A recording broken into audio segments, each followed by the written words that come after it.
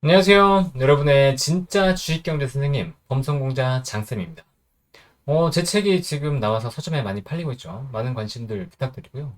이제 투자 개론이라고 말씀드렸던 것처럼 이제 주식 투자의 기초부터 굉장히 알기 쉽게 설명을 드렸으니까 주린이 분들에게 굉장히 큰 도움이 될 거라고 생각을 합니다. 그리고 이제 제가 지금 컨셉에 대해서 굉장히 크게 혼란을 겪고 있는데 제가 유튜브에서는 대체 뭘 해야 될까에 대한 고민을 계속 하고 있어요. 그래서 매주 월목만 되면 대체 뭘 할까? 뭐 이런 고민들을 많이 하고 있긴 한데 오늘은 다시 이제 필기하는 장쌤으로 돌아왔어요. 그냥 이제 방송만 해라 라고 이제 얘기도 많이 들었고 IT의 신 이제 어제 이용수 대표님도 만났는데 그분도 그냥 먹물 빼고 그러니까 그 글로 쓰던 것 좀 그런 습관도 빼고 영상 중심으로 넘어가라고 하는데 아직은 조금 잘 모르겠어서 일단 그 기존에 하던 것대로 좀 편하게 하다가 조금 뭘 알 것 같으면 좀 더 넘어가 볼게요. 그래서 오늘은 그냥 이제 펜으로 얘기를 드리려고 하고 있고 오늘 주제는 좀 재밌습니다. 뭐 저도 재밌을지 모르겠지만 어쨌건 뭐냐 미국 대선에 대한 얘기예요. 올해 이제 미국 대선이 11월에 있죠. 그럼 올해 미국 대선 전후의 시장이 어떻게 될 건지에 대한 게 굉장히 큰 관심사잖아요. 실제로 이제 미국 대선이 있었을 때 주식시장은 어떤 반응을 보였냐 이게 궁금했어요. 그래서 찾아봤죠. 그랬더니 생각보다 굉장히 놀라운 결과가 있었다. 기대해 주세요. 자 보시면 미국 시장이 조지 허드 워커 그러니까 아버지 부시 때부터 제가 봤습니다. 그 이전 대통령은 너무 의미가 없다고 봐서 88년 이후의 시장을 좀 봤어요. 그런데 보시면 이제 당일날 0.4% 올랐습니다. 당일 같은 경우는 뭐 혼조세요. 뭐 오르기도 하고 빠지기도 하고. 그리고 직전 1년 차. 이게 뭐냐면 잘 생각해 보세요. 대선이 이렇게 있잖아요. 대선. 이날이 대선일이라고 하면 그 전에는 뭐가 있을까요? 그 전에는 기대감이 있겠죠. 왜? 정책을 어떻게 펼 거에 대한 기대감이 있을 거잖아요. 그 다음에 어떻게 있죠? 정책이 실제로 들어오겠죠. 그러면 이 기대감과 이 정책에 대한 정책으로 인한 실질적인 이제 수혜 이런 것들이 어떻게 반응이 될까를 보겠다는 거예요. 그랬더니 직전 1년 차에 보면 아버지 부시 때 9.9%가 상승했습니다. 그리고 빌 클린턴 대통령 때 보면 초선 때 7.3%, 재선 때 20.9%가 올라요. 그리고 아들 부시 때 보면 초선 때 4.5%, 재선 때 7.6%가 올랐습니다. 그리고 버락 오바마 때 보면 직전 1년이에요. 그러니까 직전 1년이니까 사실은 이 조지 W 부시가 재임하고 있을 때를 얘기하는 거죠. 어쨌든 이때 보면 직전 1년에 마이너스 33.4% 하락했고 그다음에 재선 때는 14%가 상승합니다. 그리고 처음 초선 때 1.9%, 조 바이든 때 9.9%가 올라요. 그러니까 전반적으로 보면 시장은 괜찮았구나. 근데 이때 왜 하락했지? 이때 뭐죠? 2008년이잖아요. 2008년. 뭐가 있었죠? 글로벌 금융 위기가 있었다고. 그러니까 글로벌 금융 위기 같은 크라이시스가 없다 그러면 직전 1년이 괜찮았네? 라고 이제 볼 수 있죠. 그런데 또 재밌는 거 보면 잘 보세요. 이게 재선 때 좀 더 힘이 실린 느낌이에요. 보세요. 이때 보면 빌 클린턴 재선, 그리고 조지 W 부시 재선, 그리고 오바마 재선. 그리고 이때 보면 이때가 이제 조 바이든 재선 때, 아니, 트럼프 재선 때거든요. 그쵸? 트럼프 재선할 때 이제 선거가 있었던 건데 재선 때가 좀 더 좋아요. 그렇죠? 요때 빼고 아버지 부시 때 빼고는 다 좋은데 그냥 느낌이 이런 거예요. 왜냐면 지금 현직에 있는 대통령이니까 실질적인 정책을 펴기가 좋잖아요. 그러니까 경기부양책 같은 걸 펼치면서 경제가 좀 더 좋았던 게 아닌가라는 추측을 좀 하게 됩니다. 그리고 직전 1년에 이렇게 좋았다 그러면 그 다음에 1년은 어떠냐?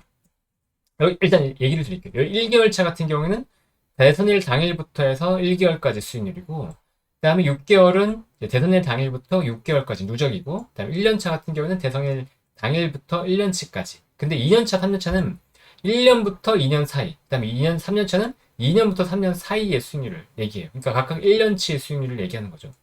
근데 보면 1년차의 수익률이 당연히 좋습니다. 왜? 정책이 들어오니까요.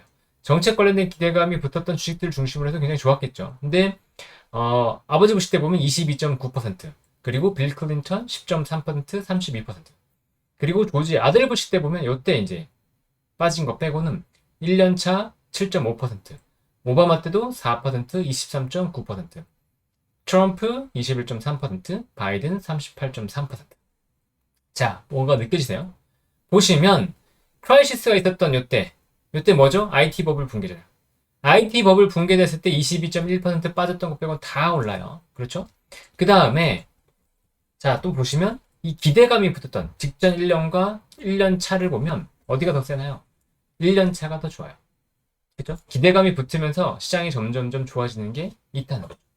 그리고 이때 4%는 좀 작긴 한데 이때는 그래도 금융위기 때문에 충격이 있었을 때란 말이죠. 그죠? 여전히 뭐 1개월 차, 6개월 차에 충격이 있었을 때이기 때문에 그래도 이 충격 대비해서는 굉장히 많이 반등이 나온 거예요. 그렇게 볼 수 있죠. 그리고 트럼프 때 보세요. 1.9% 직전 1년인데 임기 후 1년 21.3%. 바이든 때도 9.9% 올랐던 게 임기 후 1년에 38.3%가 올랐습니다. 그러니까 대선 1년 차에 굉장히 좋은 수익률을 거둘 수 있다. 뭐가 없다면? 크라이시스가 없다면, 위기가 없다면이죠. 특이한 건 3년 차가 다 좋아요. 3년 차. 이게 이제 왜 그런지는 모르겠긴 한데 3년 차가 뭐 성과가 굉장히 좋다. 어쨌건 우리는 그럼 1년 차를 좀 노려봐야 되겠네? 라는 생각을 당연히 가질 수가 있겠죠. 그럼 그 다음에 볼까요? 나스닥. 자, 나스닥을 보면 이때도 보면 이제 아버지 부시 때 이제 당일 수익률은 혼조세를 보이죠. 뭐 크게 의미가 없을 정도고 직전 1년을 본다 그러면 16.1% 올랐고 클린턴 때도 다 올랐어요. 조지 W 부시 다 올랐어요. 그쵸? 오바마 때 재선 때 올랐고 트럼프와 조 바이든 다 올랐습니다. 근데 보세요. 요때만 빼고 역시 다 올랐죠. 똑같아요. S&P랑 똑같잖아요. S&P도 아까 이때 금융위기 때를 제외하면 다 직전 1년이 좋았다고요. 그렇죠? 그런데 직후 1년을 보자는 거예요. 직후 1년을 보면 역시나 아버지 부시 때 좋았죠. 클린턴 좋았죠.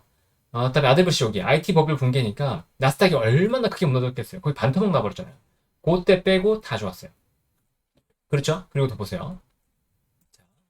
16.1%와 19.9%, 11.8%와 27.8%, 15.3%와 33.2%. 자, 아들 부시의 첫 번째 해 빼고는 전부 다 1년차, 직후 1년차 수익률이 훨씬 좋습니다. 심지어 조 바이든 때 보면 직전 1년이 33.1%였음에도 불구하고 이후 1년치에 41.7%가 올라요. 그러니까 1년차에 미국 시장은 굉장히 좋았다.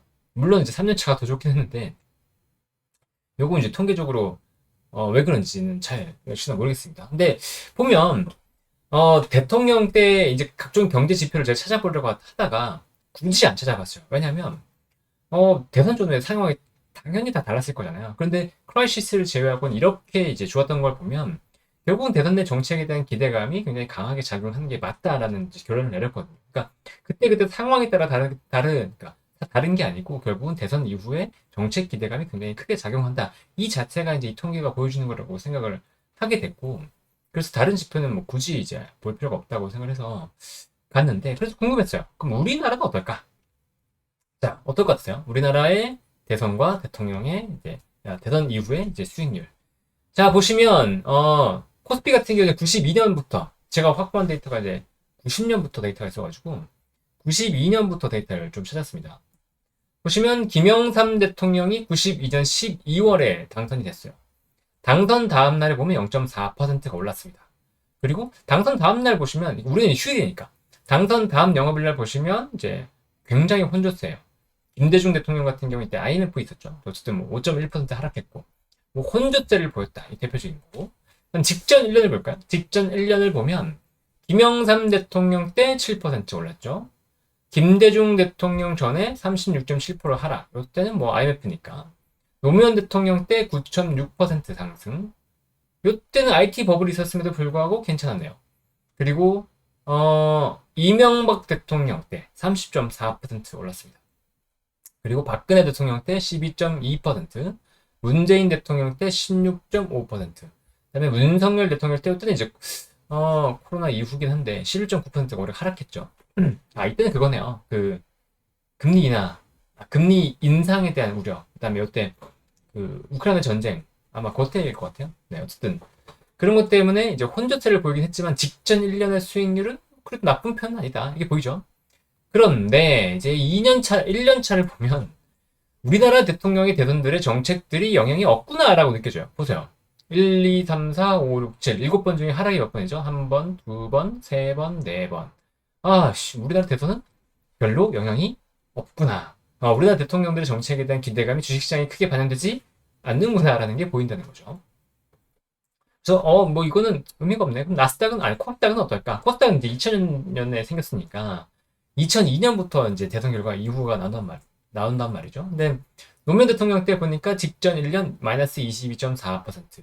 근데 보시면 요때 이제 플러스였죠. 그러니까 이때 IT 버블 붕괴 이후에도 코스피는 괜찮았고 코스닥은 좀 여전히 부진했다. 그리고 1년차 마이너스 4%. 그러니까 직전 1년과 1년이 모두 안 좋았어요. 이명박 대통령 때 15.7%가 올랐는데 이후 1년 차에 뭐가 있었죠? 금융위기. 금융위기가 있으면서 코스닥 지수가 반토막이 나버렸네요. 그리고 박근혜 대통령 때 1.2%가 올랐었는데 그 이후에 마이너스 4.9%가 하락했습니다. 그리고 문재인 대통령 때 직전 1년 코스닥은 마이너스 7% 하락했는데 1년 차에 26.2% 상승. 윤석열 대통령 때 보면 2.9% 하락했다가 역시나 13.7% 하락.